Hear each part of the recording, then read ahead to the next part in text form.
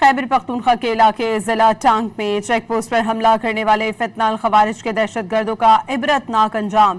Security forces کی بروقت اور مؤثر جوابی کارروائی کے نتیجے میں حملہ ناکام بنا دیا گیا اور فتنہ الخوارج کے تمام دہشت گرد مارے گئے ہیں۔